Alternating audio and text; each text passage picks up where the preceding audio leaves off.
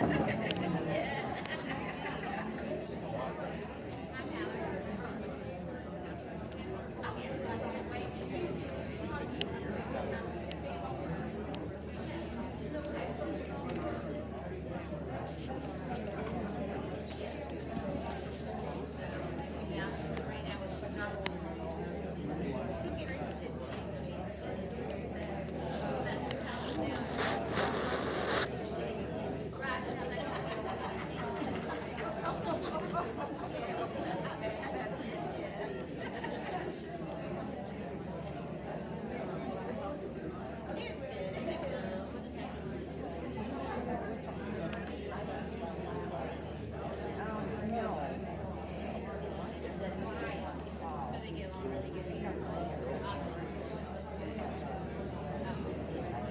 evening, everyone. Great turnout tonight. Appreciate it. Let's stand for the Pledge of Allegiance.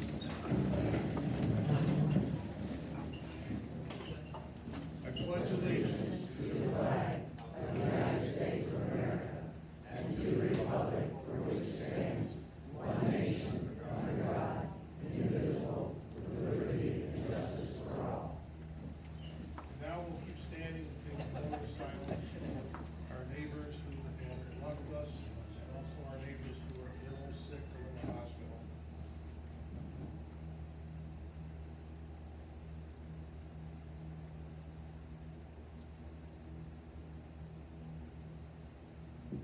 Thank you.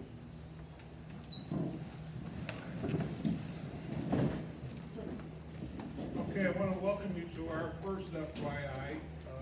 Some boards call them town hall meetings. We call it an FYI because that's what we're giving you is information. Tonight's a special night for us because, as you know, it's been a challenging 6 months, 7 months for us. And what we're doing is recognizing our employees first, those employees, especially our management employees, who have really, really stepped up to the plate and took it where it's never gone before. In reality, everything is just working like it's supposed to work. And a lot of it's because what we do is we don't micromanage. What we do is we let the managers manage, let them run their shop. They know it. I know nothing about a restaurant. Only thing I know is how to hit that little white ball. I don't know how to run a golf course. And I don't know how to run this park like Trudy knows how to run this park. So we let the managers manage. That's what our job is. And really to be their conscience and really try to help them, provide guidance for them, and identify what issues and see what we can do to make those things happen for them. There will be no input from the public tonight. That way we can get through this thing and move forward to it. What we'll do is we'll talk after we do the recognition of our employees. We're going to talk a little bit about our accomplishments, what we've accomplished today. And there's a lot more that's not on this list, but I didn't think that we need to talk about everything. So why don't we get started? I want to first introduce for you, there may be some new people in the park who may not know who the board is. And as I call your name, please stand up. My name is President Joseph Snell, Vice President Richard Brown. No, you can sit down. Treasurer Warren Scholl. Secretary Cindy Edmonds. Director Ron Martin. Director Randy Merrill is out of town in Kansas at a family reunion, so we figured that was a good reason to be out of town. Director Gary Schaefer. Director Richard McIntyre. Director Janice Jones. We also want to recognize a lot of our volunteers. And Richard will have a few words to talk about our committees, but I first want to recognize our volunteer organizations, only because they support this board. They give this board, we can go to them, we can talk to them, and they assist us and help us in whatever we need. And we try to do the same for them as well. It's the Zellwood Station signal lights. Are there any here, signal lights? If you are, stand up.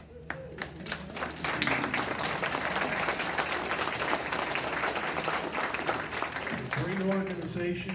We've had a great relationship with them, a working relationship with them. The Red Caps work with them hand in hand on so many events. Red Caps have their annual Earl J. Allen Golf Tournament coming up on the 30th, and we couldn't do it without the Signal Lights volunteers. They really help us out with the breakfast and manning some of the stations out on the golf course. The next group is the Zellwood Station Red Caps. Anyone here is a Red Cap, stand up.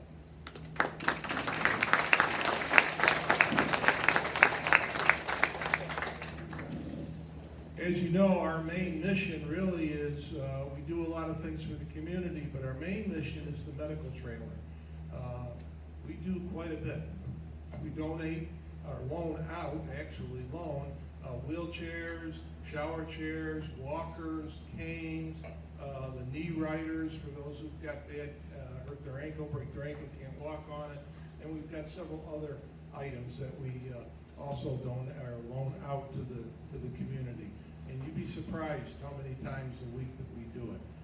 Quite a bit. A lot of our residents go to the hospital, they come back, and the spouse will give us a call and tell us what you need, and within 24 hours, it's at your front door. So Red Caps do that as well. We do a lot of fundraisers. One that's not a fundraiser is the pancake breakfast. We started that up. We had a period because of COVID that we had to really stop doing a lot of things. But now COVID's gone and passed, sort of. And what we're doing, the pancake breakfast is really for new residents. And new residents have been here maybe 1-2 years, and they can come, get a free breakfast, pancakes and sausage. Doesn't cost them anything, and it's our way of saying, welcome to Zellwood Station. We also do the spaghetti dinner. The last one we did had to be takeout because of COVID, and we had to drive by underneath the front of the depot, and we did pretty well. We were very successful with that. And again, that's a Signal Light Red Cap partnership. We couldn't do it without them. And then our last big fundraiser, of course, is the golf tournament coming up. The next one is the Zellwood Station Veterans. How many veterans, Zellwood Station veterans do we have here? Even if you're not a member, if you're a veteran, stand up.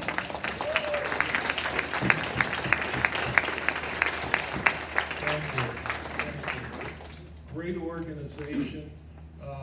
Frank Sajeski, who was president of the veterans, was also president of the Red Caps. And he moved on. He wanted to get back to where his heart was, and that's with the veterans. And he runs a tight ship. Is that what they say in the military? But they do a great job. They make us remember why we're here, what makes this country great. And that's important. That's really important. They're also available anytime we need them. They help us with the pancake breakfast. They help us with the volunteer recognition. Anytime we ask them, they help us. All right, the co-op committees, another group of volunteers. I'm just going to say this one thing about the committees. We reinstated the committees back in, I think it was what, May, Richard? Yeah. All right, we reinstated the committees back in May. The committees are important to this organization and to you. We wanted to take advantage of the knowledge, the experience, and the education, and all of that comes with a volunteer. And it doesn't mean you have to have a degree. It doesn't mean you have to be an engineer or an architect, because so many of you have done so many things, and you bring so much to our committees, and it really helps us. Really, really gives us a different insight. Turn over to Richard.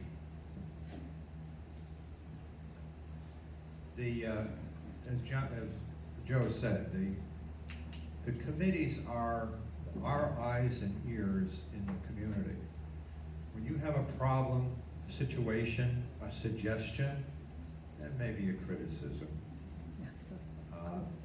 you can reach out to some of the committees here who are familiar with that area.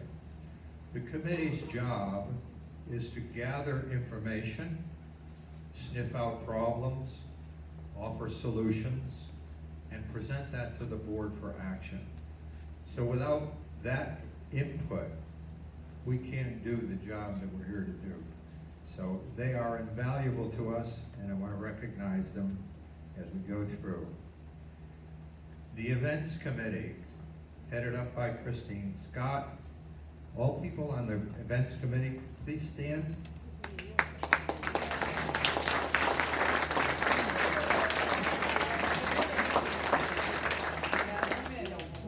All of us enjoy the events that are put on here. It doesn't happen by magic. There's a lot of work that goes into that. The Finance Committee, I have the responsibility for the Finance Committee, and we are working on the budget right now. Today we had a workshop on just the reserve funds, and it's challenging, but we have John's help and we have Warren's help here in addition. So we're working toward it. Our objective at the Finance Committee is to have a working model of the budget by the October meeting. Yes, members of the Finance Committee. Yeah, you can stand.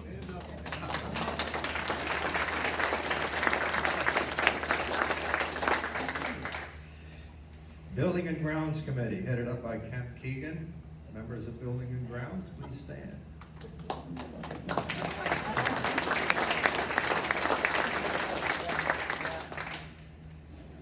Documents Review Committee, Mick Finn and his group. The same people are standing. The new rules and regulations are in the works, setting up to pass the first hurdle, I think. It has to get through the CA, and then it will come here for a vote. A lot of interesting things, improvements in that, and the mixed committee has really been good in that. The Golf Committee, Rick McIntyre.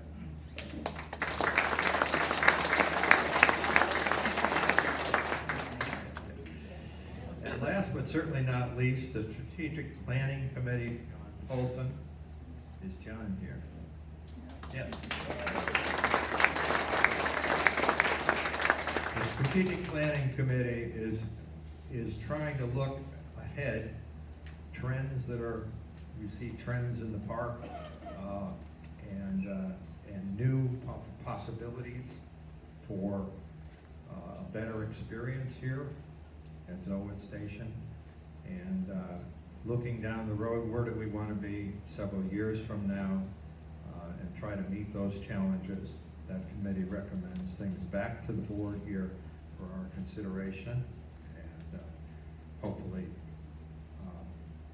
institute some of the programs that will do that.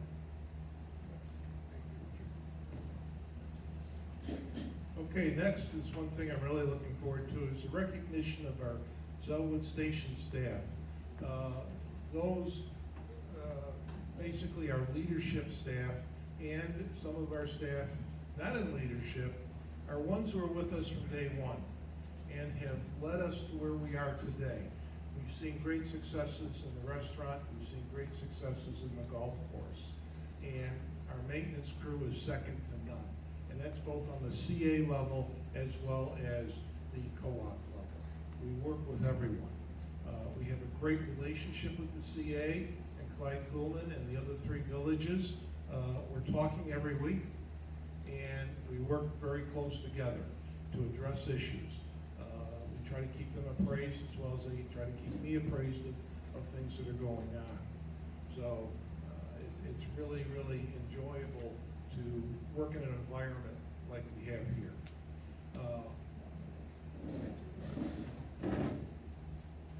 All right, first I want to recognize two of our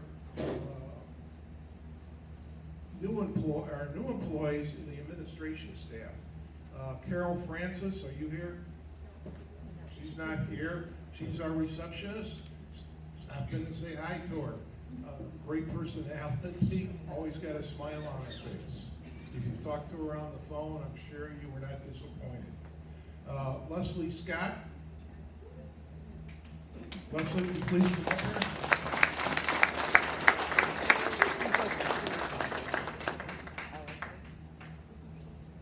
Leslie is in charge of our utilities and recreation, and she has taken Trudy's old place. And Trudy had her up at the White House and trained her, kept her real close to make sure that it was all done the way she wanted it done. Right now, she's a slave driver. I'm surprised Shauna Garofalo, our ARC hire. ARC, as you know, falls under the Community Association, but we work closely with her. We also work closely with the ARC as well. And she's doing a great job, and thank you for what you're doing. Okay, our administration. I have some special gifts for this one here. Trudy Rock, our manager.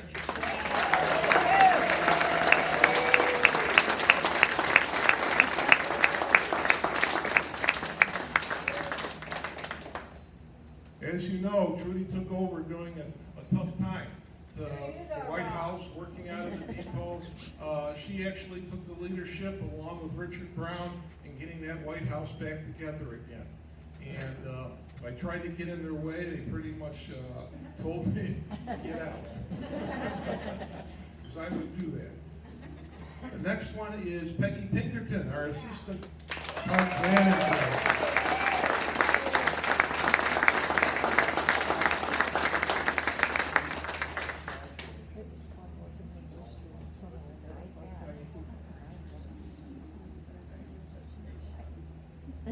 Peggy has been a godsend. She takes care of all the new sales, but she also has an extensive knowledge of this community. Been here quite a while and knows this place inside and out, knows the people. Really is a great asset for me to really educate me as well as Trudy does. Next one is Billy Ash, our accounting. Yay, Billy.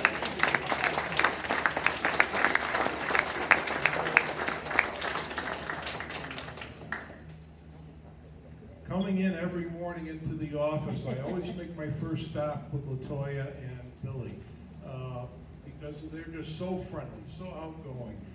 Always got a smile on their face. And we put them up front. If you notice, if you've been in the White House, you'll see our accounting staff is right there when you walk in.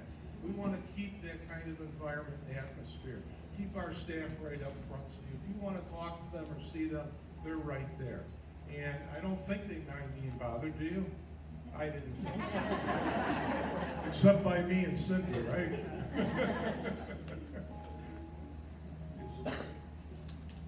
Okay, the next one is LaToya Grant with accounting. She does accounts receivable. She's not here tonight. She has kids and couldn't be here.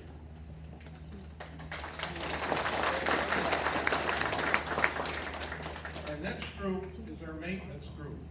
I spent a lot of time with them, as well as Kemp Keegan does with buildings and grounds.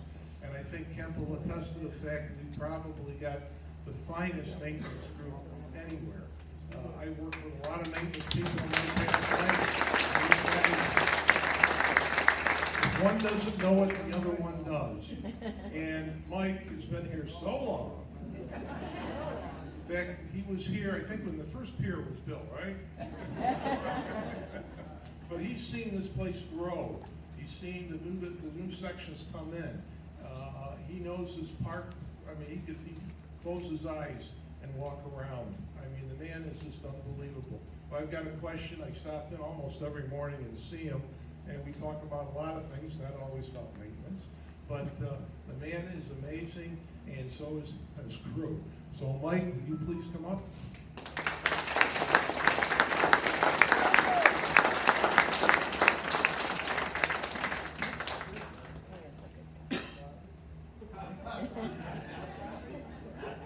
Here, you want a flower?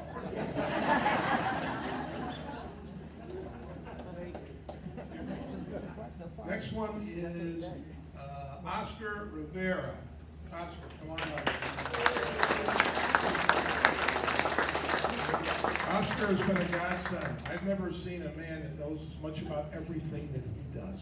From computers, to management, to you name it, air conditioners. And if we don't look like we know what we're doing, he'll tell us too. He'll let me know. And he does it in a very, very calm manner, so you're not insulted. He's been a great asset to this organization. Next one is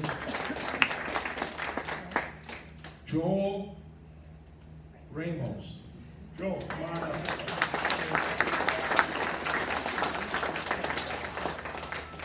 Joel hasn't been with us forever, but Joel is I've never seen anybody clean like Joel.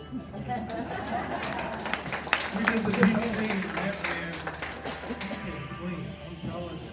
And he's also Oscar's right-hand man when it comes to helping him do whatever he's got to do. So I hope that Joel stays around a while. We like him, and we want him to stay. Next is Rex Snow, Rex Snow, maintenance for the CA. Is Rex here? No, Rex isn't here. And Zach Lee. Yeah. John Cagney. Okay, they didn't make it. As we all know, the CA group does the CA part of the park, but they really, really step in and help Mike whenever he needs it, and Oscar. They're a great group, they work well together, and it's almost like having one team as opposed to two separate teams.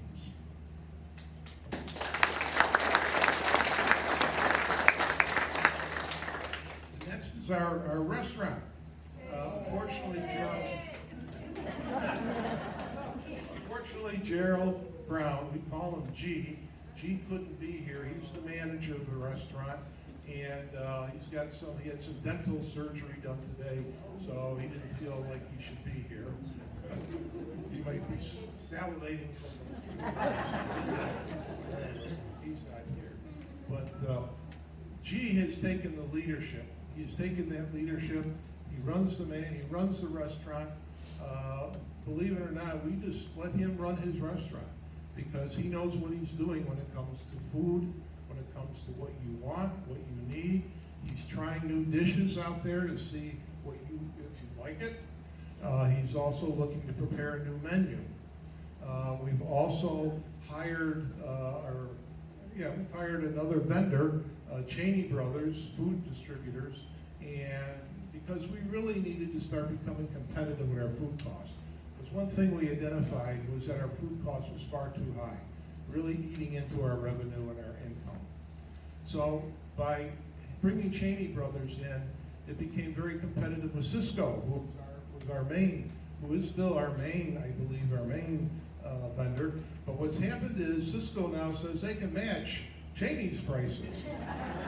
Surprise. So competition has really helped. It's really, really helped. And so what we've done is that's really made a difference in lowering our food costs, which really benefits the community and our bottom line. Keith Skipper.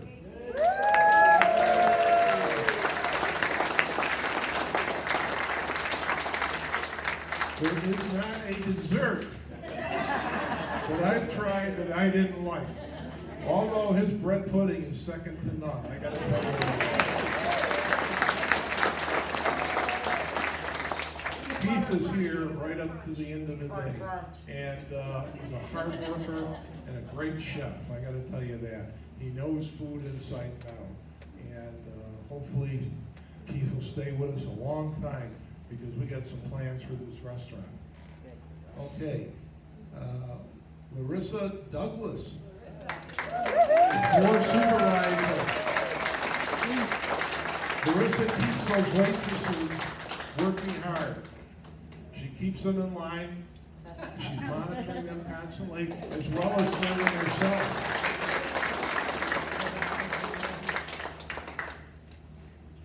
We also have Debbie Hendrickson. Who's there? Who's our manager of our bar manager, and I got to tell you, I have a lot of conversations with her, and if I drank a lot, which I hardly don't, but anyway, she don't make any money on me.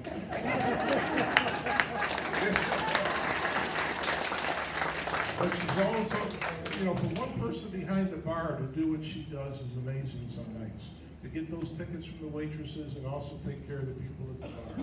And I know some people don't like waiting, but unfortunately, sometimes she has to make her decision who she's gonna get to first and second and third and whatever. But Deb does a great job and we love her. We got two waitresses, just stand up. Vanessa Hurtado and Tina Frizzle.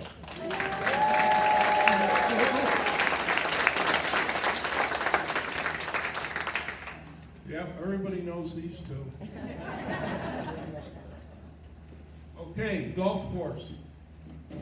Chuck couldn't be with us, but we all know Chuck McClone, the manager, director of the golf course.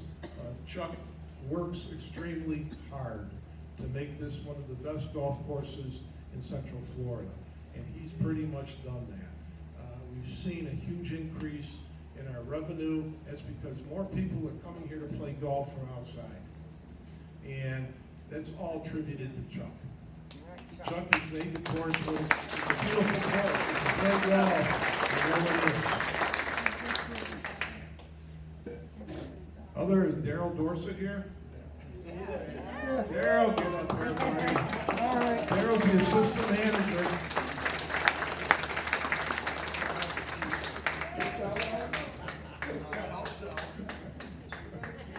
If you stop up there and talk to Daryl, I'm telling you, it's quite entertaining.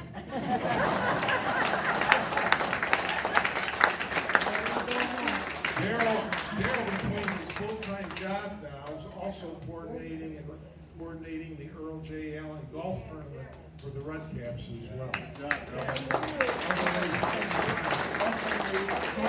And we all know his involvement with St. Jude. You couldn't ask for a more kind-hearted man like Daryl. Yeah. He's there for everybody. If you need something, if he's got the time, he'll be there to help you. All right, next is our finance management. And I really don't have to introduce the first one.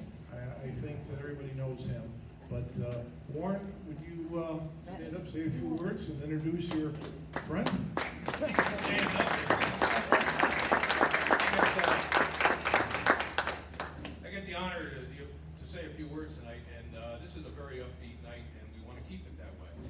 We do want to acknowledge, again, I want to acknowledge again, Peggy Pinkerton and Billy Ash and LaToya Grant and Trudy for all the work that they've done in the accounting and keeping the place straight. I really have appreciated working with them. I love to walk in there and see their smiles on a regular basis, and they've been a big moral support for me too going forward. To say the least, we came into this and we were elected around February, I believe. It was around May when we finally got full access to all the books and records and so forth that we needed to do.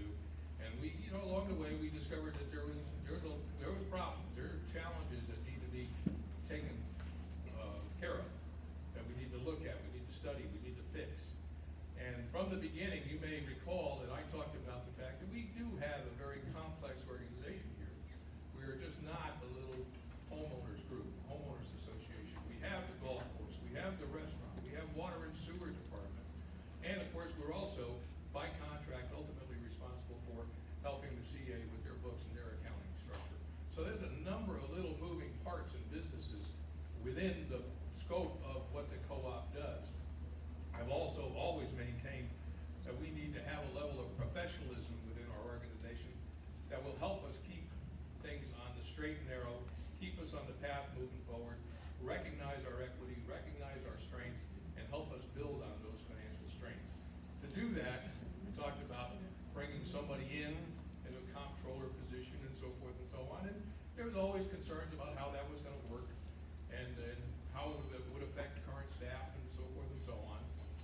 we hit upon the idea about partnering with someone else in the professional area who could help us out with the accounting side of it. And you want to call it outsourcing? I like partnership word better. But in any case, what we did is we went out and started looking around and started talking to people about, especially accountants, about how they could help us out and whether or not they'd be interested in helping us out. And very, very fortunately, I struck upon this gentleman to my left here and started looking into his background and started talking to him and found out that he would be amenable to working with us a little bit and helping us out. And it's worked out very, very well. I'm very, very encouraged. We've come a long way in about the 3 months, 3.5 months. We still have challenges. Every day we find new challenges, don't we?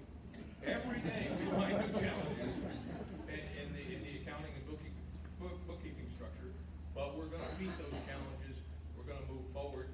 We're going to get ourselves in good stead moving down the road and in good stead for the years to come.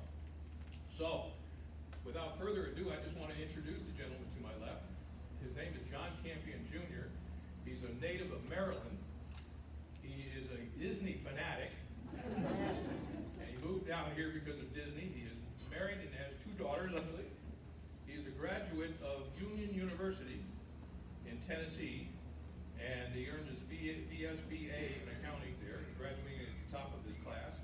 He became a CPA in Maryland in 1998 and passed his CPA exam on the first try. He is the owner-operator, the main principal in a firm called Relate CPA.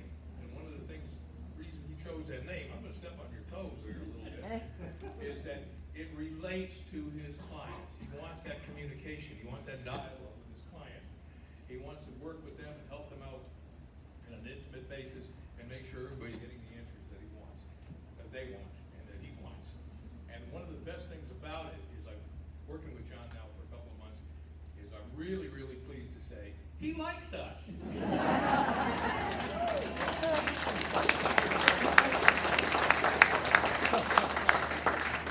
So he's going to speak for a few words, and then he's got to leave for the evening. But he's going to just touch base a little bit on a couple of other things. But please welcome John Campion.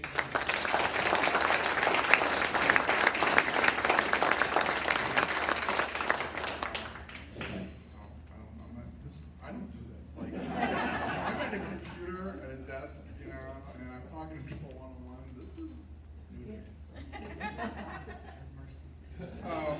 So yeah, like Warren said, I've been a CPA since '98. I've been on my own since 2002, and about 6 years ago, my wife was like, "I'm ready for something new." I'm like, "Can we move to Florida?" She's like, "All right, let's do it." No joke. She said that November of 2016, by February of 2017, we were here. We actually found the office before I found the house. So my office is in downtown Mount Dora. Love it here. I love the area. I love the town. Interestingly, I have a personal connection to Zellwood Station. I've told my wife that I was coming to work with you guys. The mic. Switch mics. Try this one. I don't know how far back I have to go. I was starting to say I had a personal connection to Zellwood Station because I told my wife that I was coming to help y'all out, and she's like, "My uncle used to live there." I'm like, "Really?" And I don't know if anybody knows Arthur Lehman. He lived here for. Okay. I'm not making this up. Yeah, he lived here for a decade. She told me. He's like, "I've sent Christmas cards to Zellwood Station for 30 years or something." So I'm like, "That's crazy." So I'll be excited to come on board and get to know everybody. I think there's a great staff here. I've enjoyed working with Trudy and Billy and LaToya. My practice is just me. I don't have any staff. I like it that way, so I do get to know my clients, and I'm not handing off the work to somebody else and having to worry about somebody screwing something up. Warren is right. It is a very complex organization. I had no clue when I first joined. Yeah, it's really complex. There's multiple legal entities, there's restaurants, and I'm pretty sure there's like a hidden bar somewhere. I feel like it's one of the speakeasies or something. I don't know. The golf course reports, and I've gotten to know everybody, and like, great staff, great group of people. Beginning to feel like I'm 3.5 months in, I'm like, I'm starting to get a handle on who does what, where, and why. So like Warren said, when I started, there were some challenges. The books really hadn't been tidied since, I'm gonna say, mid to late 2022. The previous folks, they had a good intention. They were trying to change accounting software, and there's some solid reasons to do that. I feel like maybe they just got in a little bit over their head and just kind of weren't quite sure what to do next with it. So I've come in and kind of been fixing things up and working towards automating things that we can make easier for the staff, and keeping an eye on things, answering questions, doing some training for the staff to show them how to do things in QuickBooks that work differently from the prior accounting software. There were just a lot of little odds and ends of things that fixing up, and like Warren said, we're still occasionally finding something that I'm like, oh, we didn't get that yet. So we're a lot closer. We're definitely a lot closer. Since I've started, we've gotten the books for the co-op reconciled through August, and I'm working on some. I'm sorry, I'm picking up. I finished July. We're working on August now. I tidied up as best as I could the end of the year for 2022. Worked on training the staff how to use QuickBooks better. We've gotten sales tax staying current, which is very important. And we've also, the big challenge is when it came on, there were 2 different payroll companies doing the payroll for the staff. And paperwork wasn't getting filed because the first one would file its paperwork and the second one would file it and be rejected by federal and Florida, which is never a good situation. That's all fixed, all done, all fixed up, everything's filed on time, we're all current, everything is looking perfect now.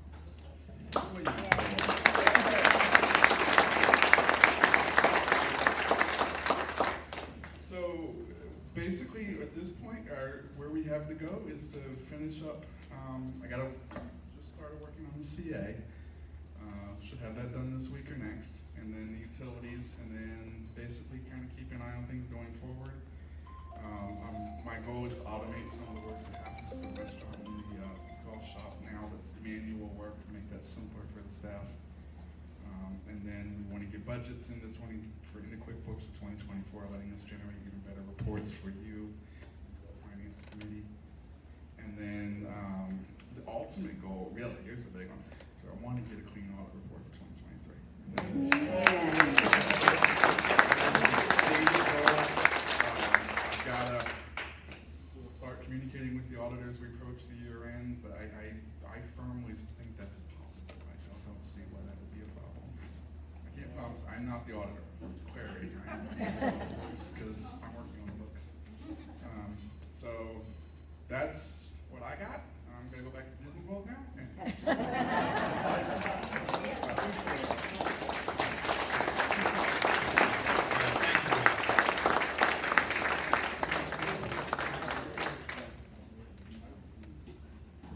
One thing I wanted to mention too, while John's making his way out of here, mention the moving parts. When I talk about QuickBooks, he's very proficient in just about every area of QuickBooks, and he was able to identify all the little interfaces and the little partners that work within QuickBooks that we had no idea. Some of them were working with us and were doing transactions with us. He was able to get all that resolved for us and so forth. And of course, he's building on the history here of Zellwood Station by working closely with TC Hastings. TC, as many of you remember, was our controller for a number of years and retired. And she's graciously come back and she's working with us on a part-time basis. And she and John are working very closely together on getting a lot of the things straightened out. She knows she knows the definitions of different things. I don't want to say skeletons in the closet. But she knows an awful lot of history about how things were done in the past and why this might be this way and that might be that way. And so we also owe a great deal of thanks to TC for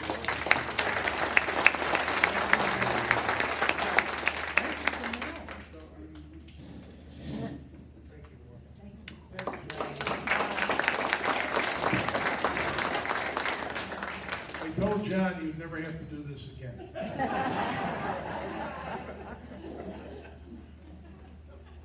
Okay, the next part of this is your board administration at work. Before we get into this PowerPoint, Cindy has a couple of words to talk about our records, if you need copies of records, just to clarify how that works, the process. Okay, in the past, there was decision made that you would need to have a certified letter in order to request any kind of records, whether they be financial or other types. And decision has been made that along with the line of returning to an open door policy for administration, we need to have, out of consideration, maybe an appointment, but not necessary to have an appointment to speak with one of our administrative staffs. It's been decided that you no longer need to require the certified letter in order to request certain information. Along with that, however, we would like to, if it becomes overwhelming, we still reserve the right to make limitations of numbers of requests. So if somebody wants to ask every week, that probably is a little bit overwhelming, especially for the time it takes for the staff. So, but the request should be those specific instead of generalized. If you want information, just make sure that you have either specific dates, specific categories, specific items, and ask us in detail so that we can easily respond to those requests and accurately respond to those requests. So that's what we would ask from you, what we're offering to you. All right, thank you, Cindy. Yeah, we get a lot of concerns over when people put in requests for records, and it doesn't happen right away. A lot of times, it's how it's written. It's important that your request has detail into it. You can't say, I want copies of minutes of the board meeting. Well, what do you want, for the last 50 years, 100 years, what do you want? You know, give us a date range. So that helps us out to get the records that you want there in a timely manner. There's certain things by law we can't give you. We're not going to tell you how our computer systems work. We're not going to tell you how our backup systems work. Those things are security issues for us. And it's not that we don't trust you, because believe me, there's no one in this world that I don't trust more than a Zellwood Station resident. I'll tell you. But the bottom line is, there's certain things we have to be very careful with. That information may not get out. So there'll be times where you're told, I'm sorry, it's denied, we can't do it, because there are certain things by law that we can't give you. But most of it is pretty much open. Financial records, personnel records are not open other than contracts. If an employee has a contract, you have a right to see that contract. But employee records are not open to you as far as disciplinary records or any of those type of issues. You can't see those. So, but we tried to make it with our open door policy that we've implemented from day one for us in May. Our open door policy has been very successful.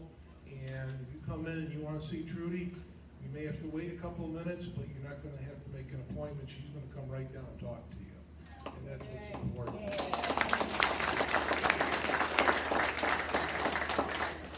Okay. Trudy Rock worked hard. We moved back into the White House. Even before then, she started looking at what our staffing needs should be. And today I can honestly say and proudly say we have a full staff.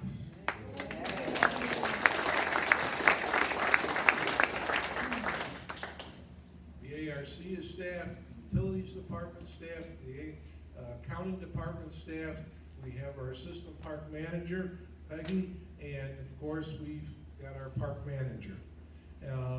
All staff moved back into the White House around June 2023 for mold remediation and the renovation project completed.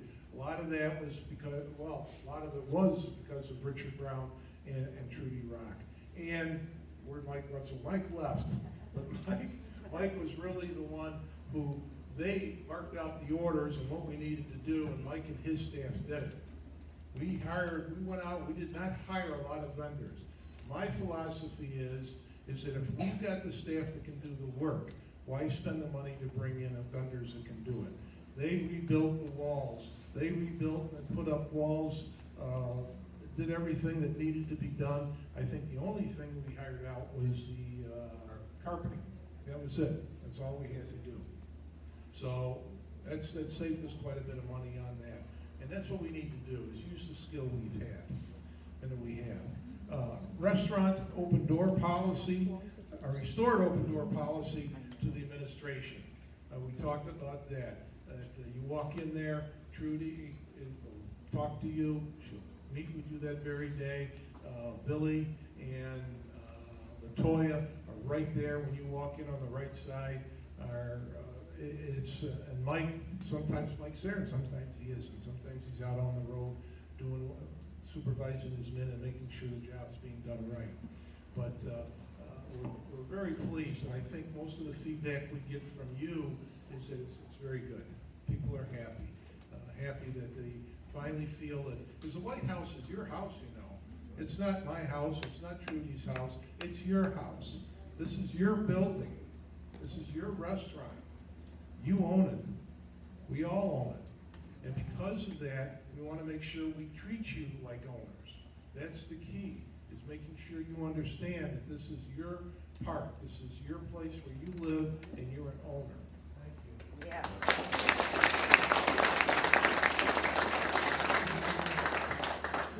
Is Phyllis McIntyre here? Yes, she is. Come on up, Phyllis. Stand up, Phyllis. Come on. Up there. One more, guys. I'm not going Up there. Wanted up there. The signal was a big bone of contention for a long time. It didn't go out every week, it didn't look the way, we got a lot of complaints on how it looked. Well, we gave it to Phyllis, and the only thing we asked Phyllis was, make it look like it did before. Phyllis has done that. And you know what, she's a volunteer.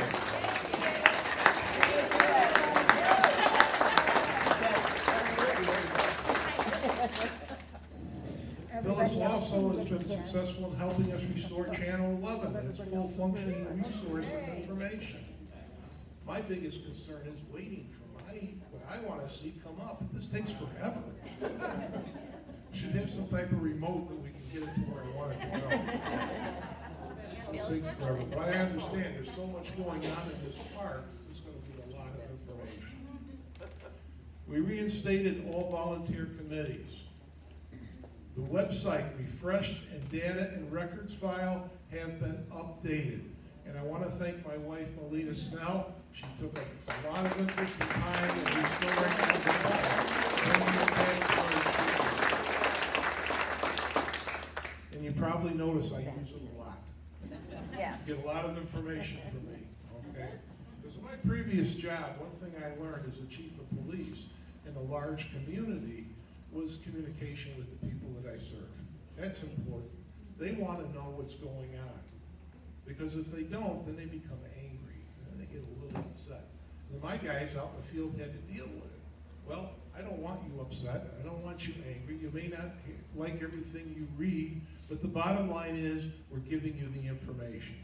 That's the key. We're being transparent.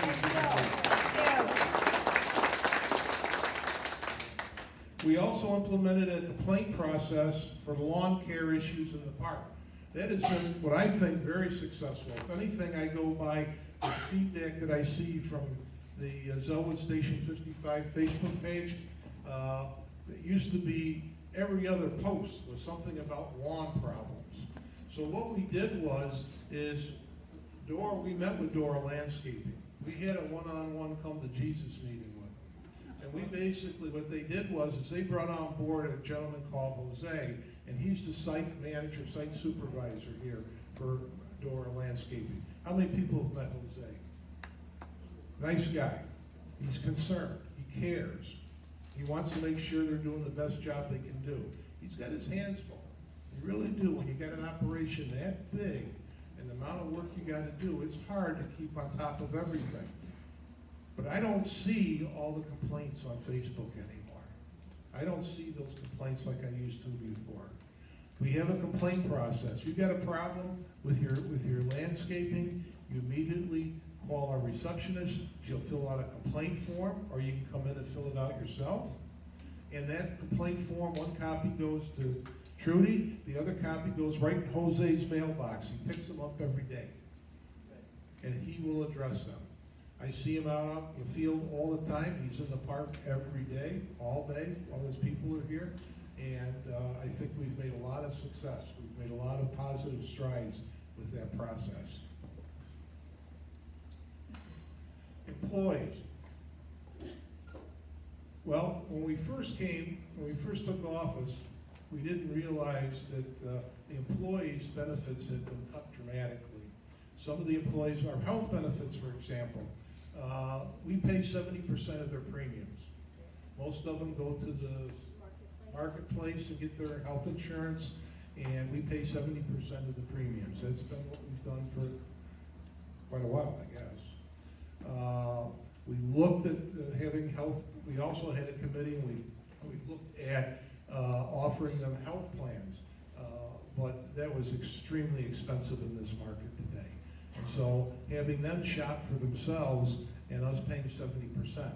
The problem is that not every employee was getting reimbursed at 70%. Some were not getting their 70% reimbursement. So today I can guarantee you that every employee here who has insurance, is in the marketplace, or has their own private plan is getting their 70% reimbursement on a timely manner. Good. The other program that this organization offered our employees was a 401k retirement plan. The hardest thing to do today is to keep employees, good managers. And so what we want, the 401k program is extremely important. Well, on end of December, the previous administration dropped the 401k, just let it go. That became problematic for me because I knew nothing about 401k programs. I became an expert in it in a very short period of time. I found out that we had not filed our 2021 IRS tax form for the 401k, which is $100 a day fine if the federal government, that's the maximum, $100 fine. And we have yet to file the 2022. We've been very fortunate. We got an extension, and I can explain that, but the 401k program is now available to all our employees, and it took us about 3 months to get that worked out between working with Transamerica, our third-party administrator, the Department of State, and the IRS. And our fine for the 2021, because we had our third-party administrator on our side, only was $750. That was it. That's all we paid. Also, got an extension due to the fact that there's what we call corrections of errors. When you drop a 401k, if you don't do it appropriately in the way it's supposed to be done pursuant to federal law, what happens is that when you go back into it, the employer becomes responsible for a lot of the costs. Just an example, one is, since they weren't involved in it for about 3 or 4 months, maybe even 5 months of the 401k, we as the employer had to pay back what their donations for what they would have paid over that time period. Starting back then, not what they want to donate now and put into it, but from back then. Also, we had to pay a percentage of what they would have made on that 401k. So we're waiting for the corrections of errors to be completed by our third-party administrator. When they get back to us on it, we'll catch everybody up. We'll get this all back on course. But right now, all our employees are back in with their 401k, and it's working well. And it goes through our payroll company.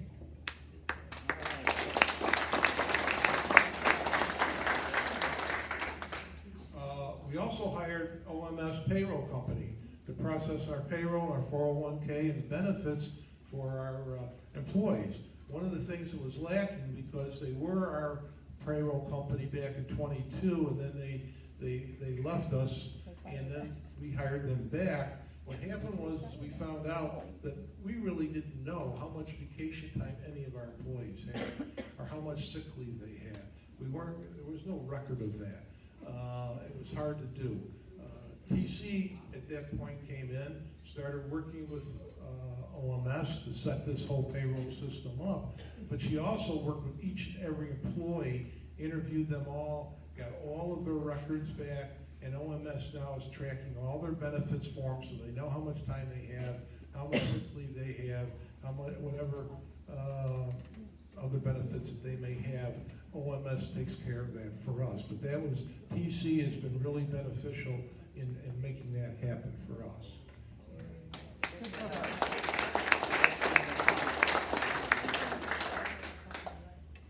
Infrastructure. One of the things you probably have seen, we've had to spend some money in the restaurant. We had an issue with the walk-in cooler. The freezer went, had to be repaired. Unfortunately, it couldn't be repaired right away, so we had to go out and rent a mobile. You probably saw it out front, a mobile cooler, walk-in cooler that we had to have. Our restaurant equipment is aged, very aged. The good news is with a walk-in cooler is that the shells stay good forever. It's the insides you gotta fix all the time and replace, the compressors or whatever else. I'm not an expert in that. I don't wanna be an expert in that, but Mike could even tell you more about that.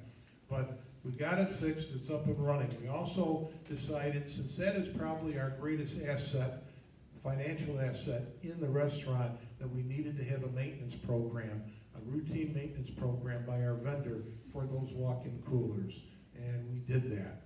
So we'll be on top of it so that they don't fail on us again. We're also looking to get an alarm put in there that G and Trudy would be notified if the temperature dropped to a certain point in either the refrigerator or the walk-in freezer, so that we could be on. We don't want to. You got thousands of dollars of inventory in that walk-in cooler. We don't want to lose it, and so that's one thing we're really looking at doing.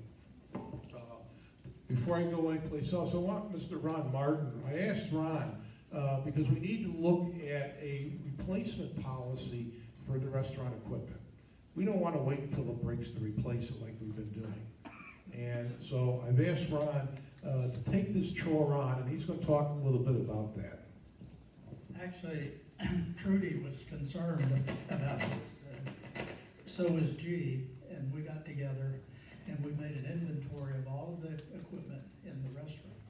We know the model number, we know the serial number, we know the date we put it in service, we know how long its life should be, and how much it'll cost to replace.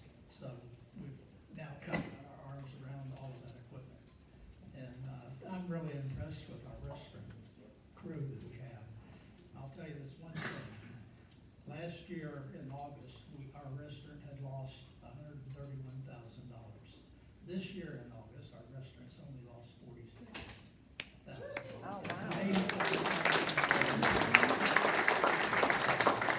I'm really impressed with our restaurant. Thanks, Ron. As you know, I've always said, and my father told me a long time ago, is that I know what I don't know. He said, remember those words. If you don't know it, surround yourself with people that do. The committees, the people on those committees I contact a lot, people on this board I contact, I give them responsibilities due to the fact that I know they know what they're doing. If I did it, it would be a cluster mess. I can tell you that right now. When it comes to the buildings and grounds, Kemp knows that place like the back of his hand. When I got a question about buildings and grounds, I go right to Kemp or I can go to Mike, and they'll tell me. And they'll tell me honestly, too. Infrastructure. One of the first things we did is that we removed the 2 partially built rooms from the community room here. Yes. We felt they took up too much space. They really weren't well designed for what they were designed for. And we're moving forward with that. And we also have the sound system. It's over there in the corner right now. We've got to purchase a cabinet for the board, the music board, whatever they call it, I don't know. Yeah, mixer. Okay, we got to get a cabinet for that. Steve Natali, another volunteer, stepped up to the plate, set that thing up, and has got a program so that we can start using that shortly. And that's gonna be critical, because as you know, this system is old, it just stops working sometimes. It gets crackly, get a lot of feedback. We've been very fortunate tonight that it's working well. But that's gonna work. That system was purchased by the previous board. It's a good system, but we didn't need two big rooms to house it, okay? We've got it down right now that two speakers, one will be on this side, one will be on this side, and Steve Natale actually was doing some singing about a month ago, and then Rich Nelson came in, and Rich and him were doing some duets together, singing to some of the music. So the system is top notch, and they did a good job in purchasing that. We replaced the unsafe pier on Lake Grassmere. That thing had been roped off for a long time. It wasn't safe. It needed to be taken down and replaced. Yes, we didn't have a permit. I'll admit to that. I told you I'd take full responsibility, and I will. But I found out from county law that the vendor is responsible for notifying you that you need to have a permit. We pay for it. They're supposed to pull it. They didn't. But guess who gets beat up for it? We do. So anyway, we're taking our lumps. It's really not costing us any more than it would, because had we had to get a permit, the engineer still has to do the drawings of the pier. It still would have been a cost. That cost we're going to pay separately, but it would have been built into the contract anyway. So cost-wise, it's not any more than what it would have been. But we learned a lesson on that one. Believe me, I did. That's for sure. Mike can't do anything, and they said, Mike, do we need a permit for that? Well, I'm not sure. Well, you better be sure by tomorrow when I come back and ask you, Mike, do we need a permit for that? So, that's right. And we built that pier about $10,000 under budget, replaced it. Okay, $28,000. I hear the Red Caps are going to buy 2 benches for it too. So the nicer weather, they can go out there and sit and enjoy. Completing property fence line project along the southwest entrance to Zellwood Station. That's that area across from the guard shack where the bikes, where they came in, stole the motorcycles and left. Again, that needs a permit. We found that out, okay? We asked. It needs a permit. Getting a permit in Orange County, I can tell you, in New York, I'd go to the town hall and get a permit just like that for anything. Not in Orange County. Orange County, you gotta do all of this filing and processing, and it takes forever to get a permit. The fencing company wants to install it now. Well, as soon as that permit's pulled, they can put it up. We cleared that whole line out, and someone, I forget the name of the individual, a nice guy, came in with this chipper that's on steroids, and went right down there and cleaned that whole line right out to the fence line, so that fence, that new fence can be put right where it belongs, right on the survey line, on our property line. So that should be getting done shortly. Replacing concrete pot pad along the cart path to Pro Shop, which is sinking due to erosion. Repair drainage issues so water will flow on top of the pavement, clean up drainage easement along the pool. If you go to the Rolling Hills pool or play golf, you probably notice that looks terrible on the right-hand side. But also, it's very dangerous. What's happened is years ago, when they put the drainage in, they ran the drainage underneath the concrete. What do you think happened? All the sand and ground. We could put a pole 7, 8 feet underneath that concrete pad. And so we knew it had to be replaced. So we've got a bid out there. It was approved by the board, but we're waiting for the permit. Okay, we're waiting for a permit. Once we get that permit, that concrete pad's going to be replaced. It's a huge safety hazard right now. We've got a cone up there from it. One of the things I have a buck for is safety. I want to make sure that you're safe, the people that visit this park are safe. I know someone fell and tripped over one of the, what do they call? Car stops over in front of the whistle stop here after an event one night, couldn't see it. The next day, Trudy had them out there and had the maintenance crew painting them, so now they can be visible to everybody. So safety is a huge issue for me. I I want to make sure people are safe, and we do the best we can. When we're notified that there's a problem, we try to get out as fast as we can. The unfortunate part is that it needs a permit, it takes a while. Addressed air conditioning issues in the community room. 25-year-old ductwork was compromised due to age, replacing 35-foot section. When they built this building 30 years ago, how long was it? I can't remember. I wasn't even here. But when they built this building, they took a cheaper way out. Instead of using metal ductwork, which would last forever, they used fiberglass ductwork. Well, fiberglass has a tendency after 25 years of starting to deteriorate and break down due to the heat and humidity between the ceiling tiles and the roof. And that's what happened.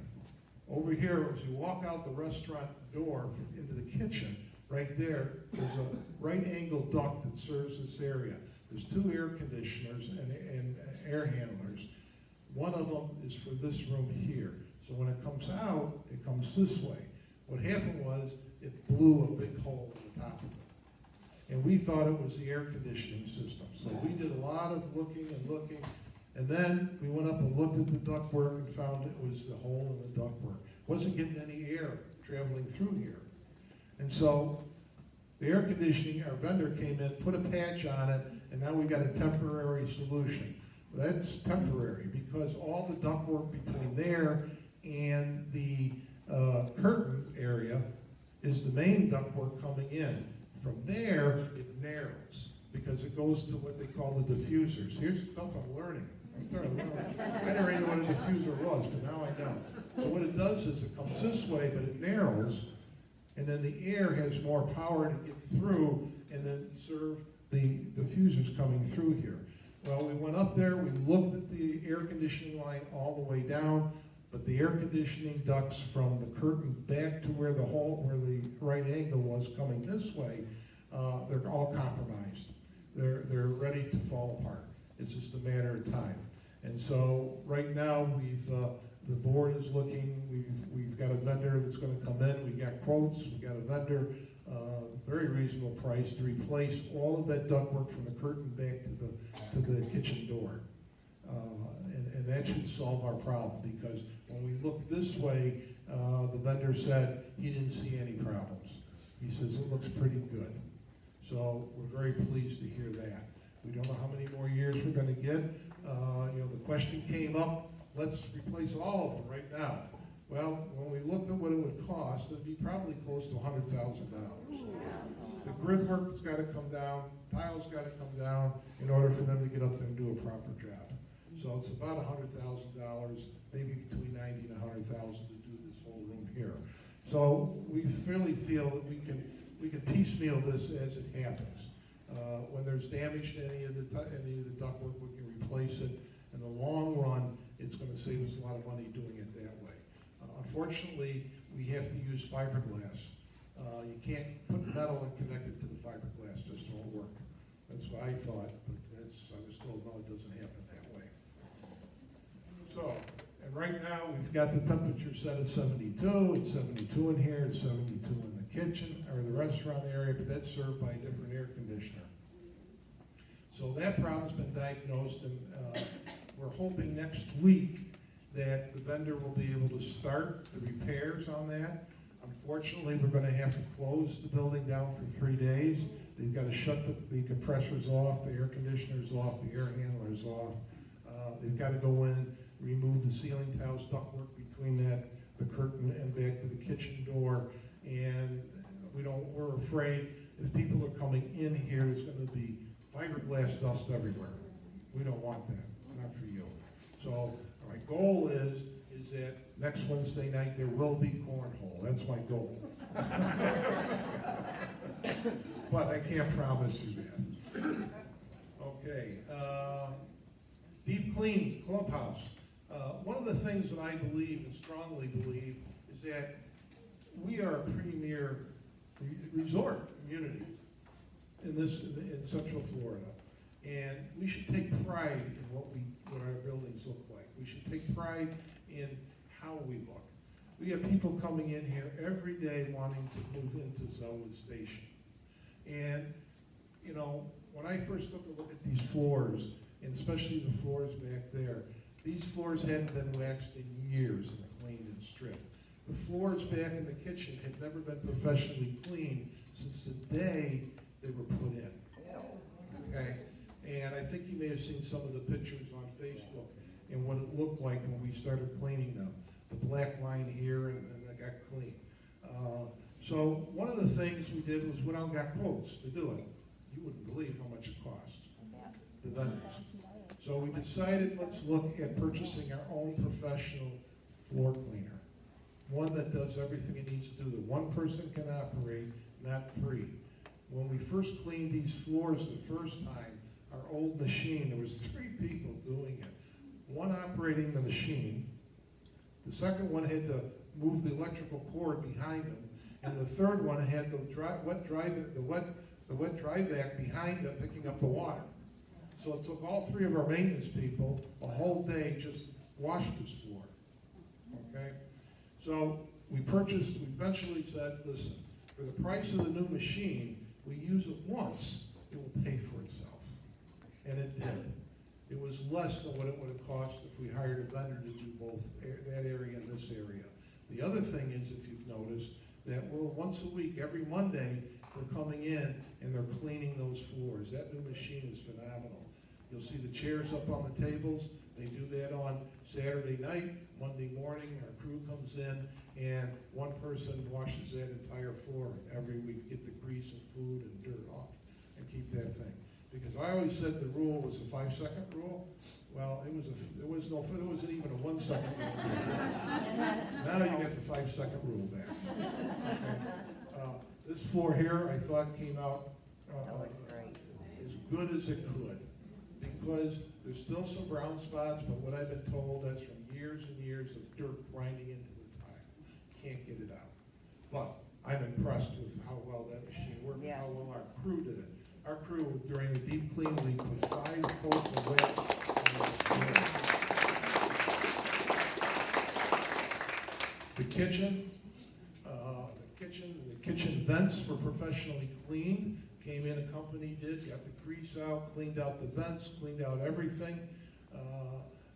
G came in with his staff. They worked the whole week, other than the Wednesday for the storm. I gave them the day off. But they came in and that kitchen was spotless. Greases off the floor, off the walls. They did a phenomenal job of cleaning that up. That's going to be a once-a-year thing, if not even more. It should be. Also the painting. If you noticed, a lot of the woodwork along the bottom, the molding and all that has been painted.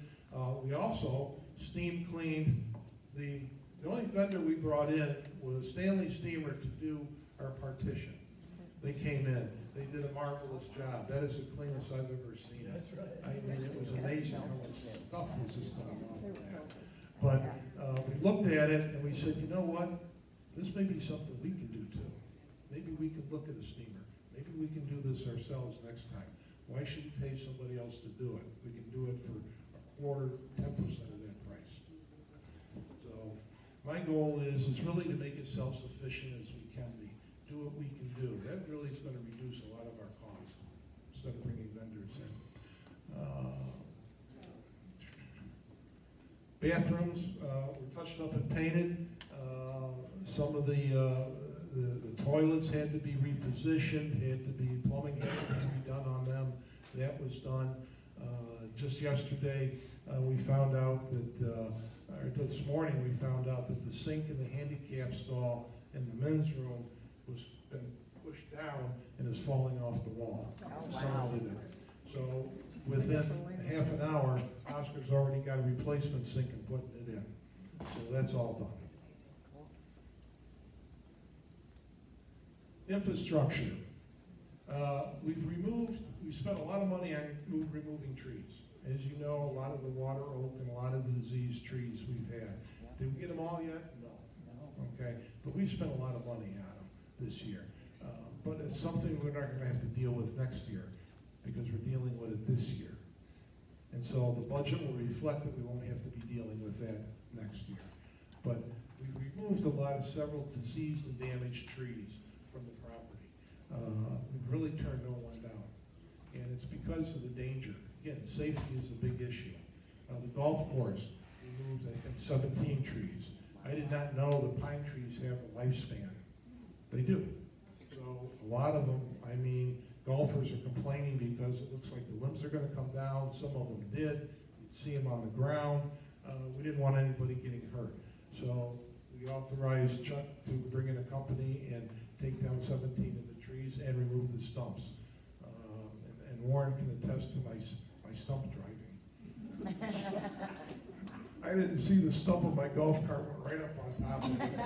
Warren had to push me off the stump. I moved that one down for a long time. We purchased some umbrellas for the clubhouse, Rolling Hills Pool. We'll probably do some more for the depot, or for the depot pool, the Red Caps will. They've been asked to put some more standing, or not those type of umbrellas, but the kind that goes between the tables, for the smaller tables. Red Cap's been asked to do that, and I believe that they'll probably agree to do that. But there hasn't been any shade in that Rolling Hills pool forever. Replace the handicap door owner at the clubhouse. Well, all I can tell you is please do not manually open those doors. The new technology today has sensors in there, and if 3 or 4 people go in and out, they pull open the doors, the sensors have to recycle. That takes 20 minutes. Oh, wow. You can't stop 20 minutes. How many people are still going to go in and out, and they get mad because the handicap button doesn't work? It blew one of the sensors. It was under warranty. We were able to get it fixed and repaired. And so, but again, please pass the word. You see somebody ready to push that bar? No. Hit that button over there, please. This is a good, great system, but the thing is, the new technology is different than the old technology. Insurance. Yes, Billy. Can I say something? The floor scrubber, the cost, it was shared. Oh, on the new machine? Yeah, the new floor machine, the CA paid 40% of it. So we ended up, the floor machine cost almost about $9,500. We're paying about $5,500 for it, and the CA, so we'll let them use it once in a while. But anyway, we're paying 40% of it. And we thought that was a great deal. The depot floor needs to be stripped and waxed, just like this one did. And that's, from what I understand, is on their agenda to do. And all they got to do is take that machine over there and do it. It's very simple. Insurance. This is not a positive thing. First of all, our 2023 property insurance increased by 18%. Unfortunately, fortunately, our broker thought it could have gone up 25%. So we were fortunate. The problem we ran into was at the White House, no company, because our broker shops insurance companies in Florida to insure our buildings. And they could not find a company that would insure the White House for wind damage because of the age of the building. So we're going to try to address that with some budget issues, putting some money maybe in the reserves or whatever. Warren and Rich will be working on that to figure that out. But that's the nature of Florida right now. We all know insurance is very expensive here, and it's every year is going to be tough for us. The other thing is that there had not been a property appraisal done of this community since 2019. The property appraisal basically appraises the value of all your structures for the co-op, which is this building, and the cart barn, and the White House. And then the CA has to get their own insurance and their own appraisal. What we found out when we did it, and I knew from my previous employment that we needed to get a property appraisal done. We needed some actual figures. What is the value of if something should happen to this building, is there going to be enough money to replace it or to repair it? Well, found out, probably not. We've been underinsured since 2020 because every year you should do a property appraisal. That gives you an actual value of your property. And that also goes right to your insurance broker, and they use that when they go shopping for insurance for us. to make sure that we're properly insured. So right now, we are underinsured. Even though it went up 18%, we're still not paying enough. And so now we've got to look at, okay, we're working with our broker, what do we do now? And we have a couple of options, we're working with them, and once we make a decision on which one it's going to be, we'll get back to you and let you know on that one. But that's what happens when you become complacent and you think everything's good. Because we all want lower insurance. The problem is, if a hurricane comes through or we have a fire in one of these buildings, what if we can't replace it? That's a problem. That's a huge problem. And so we know now that we're going to have an appraisal every year, and that's going to help us keep our insurance for our buildings and keep our insurance where it should be, so we're not underinsured anymore. I have a question. As far as the mortgage, when we had to remortgage, didn't we have an appraisal done at that time when we had to go for a mortgage? That appraisal was general overall property appraisal. You know, Just the property yeah, damage? well, I mean, the general overall appraisal by a real estate appraiser, by a collateral appraiser, that was not a replacement appraisal. Okay. So we, Just wanted to the understand. collateral value was at $52 million, but that did not break out individual parcels and individual buildings. Thanks for the clarification. Okay, center property. You probably have seen my notice. The center property, 103 acres of undeveloped land, was purchased 2011, I believe, correct me? 2012. 2012. Okay.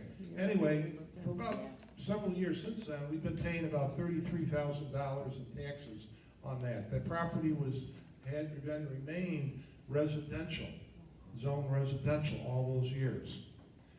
Well, we recently got a letter from the county telling us that our property appraisal for that land, not the building, but the land, is now $400,000 an acre. And our property taxes went up to $86,000. Oh my God. Okay, that's crazy. But there's not much we can do about it. Well, there was. I had Trudy call the attorney. Trudy called the attorney, and we found out that, in fact, even the property appraiser asked you, why isn't that common property and take it off the tax rolls? Why wasn't that done from day one? I don't know. I really don't. All I know is we're dealing with it now. And so we've put our attorney on retainer. It's outside the scope of their regular work, and they are now processing and working with Orange County to turn this from residential to common property and take us completely off the tax rolls. So there'll be no taxes at all.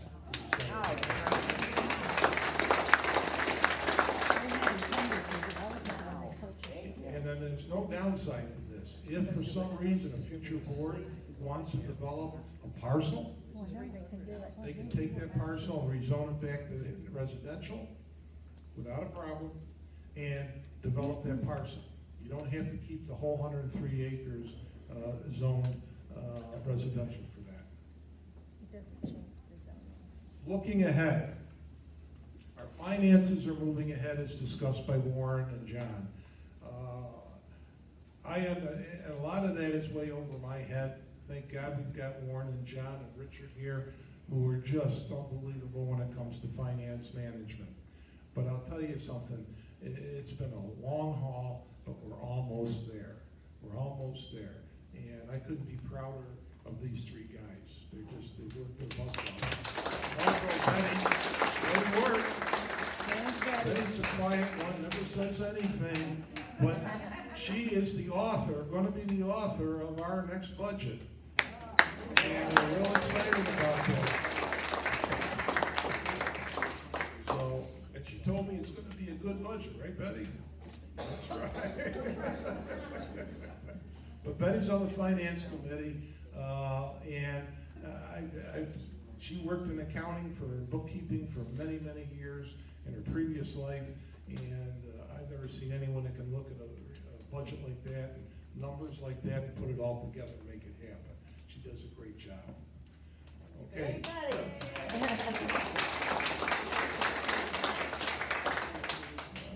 Budget process under the way, we just talked about that. One of the things we're gonna make sure happens. It's a complex, as they said, very complex organization, but it will be a very comprehensive budget, and it's going to address the needs of this community. And contrary to what I've heard passing around, there will not be a $160 increase in assessment. I can promise. Okay. Looking forward to continued progress in the restaurant under the leadership of manager Gerald Brown. New menu. He's working on a new menu as we speak. Cheney Brothers is working with him on that. And our goal is to continue to cut our food costs. Food costs down, income up, right? That's what we're looking for, okay? And the quality of our food will not drop. I can tell you that. These chefs we have are so dedicated and committed. I mean, just their desserts are just amazing. I got outside. I did tell them. Do you remember when we had the roast beef open sandwich? Yeah, Anybody like it? yes. I loved it. I told him, I said, we need some more diner food here. This generation comes from diners. You know, we need open-faced turkey sandwiches, we need open-faced roast beef. And, you know, and all of a sudden we got it. You know, so I mean, chicken steak with veggies and I mean, that kind of stuff is what I like. I come from a diner background. So, you know, and I think everybody loves that kind of food. I have the opportunity of Toast is our POS, point of sales program. I can go into that every day and see live and go back and look at historically at our revenue, what food we sold, what food sold the most, and I'll tell you what he's doing is working. What he's doing is working.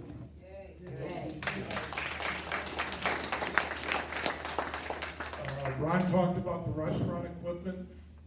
We're on top of that, and hopefully we'll have a replacement plan that will work into our budget. That's the key. You know, I'm not gonna spend $2,000 on maintenance when it costs $4,000 to replace something. That makes no sense.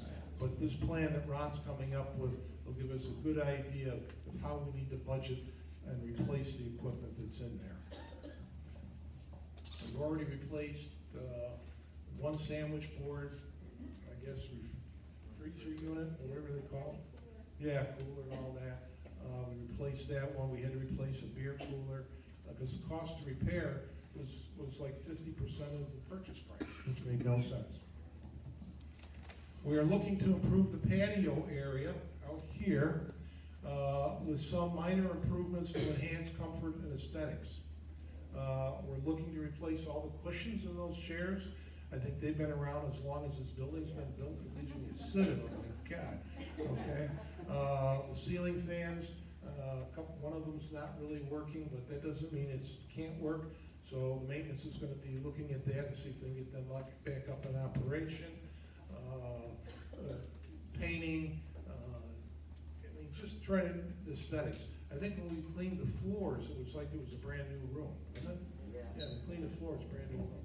Yes, sir. Can we put more electric out there for our events? Do the electrical. Yeah, that's one thing that's on our agenda it's not just out there.